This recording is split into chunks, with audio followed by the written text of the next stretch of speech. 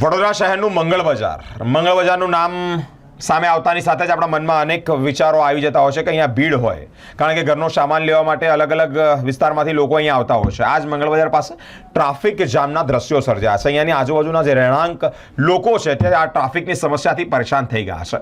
સ્થાનિક લોકો દ્વારા વારંવાર રજૂઆત પણ કરવામાં આવી છે, તેમ છતાં પાલિકાની દબાણ શાખાની ટીમ એક્શનમાં આવી છે. વડોદરા શહેર મંગળ બજારમાં આજરોજ પાલિકાની ટીમ દ્વારા રોડ પર જે દબાણો રાખવામાં આવ્યા હતા તે દૂર કરવામાં આવ્યા છે. કાલે સાંજે પાલિકા દ્વારા મંગળ બજારના વેપારીને વોર્નિંગ પણ આપવામાં આવી હતી. રોડ પર જે દબાણો કરવામાં આવ્યા છે તે માલ સામાન પણ જપ્ત કરવામાં આવશે. ત્યારે આજરોજ વેપારીઓ રોડ પર દબાણ કરતા નજરે પડ્યા છે. પાલિકા દબાણના અધિકારીઓ દ્વારા એક ટ્રકથી પણ વધુના દબાણનો જે સામાન છે તે જપ્ત કરવામાં આવ્યો છે.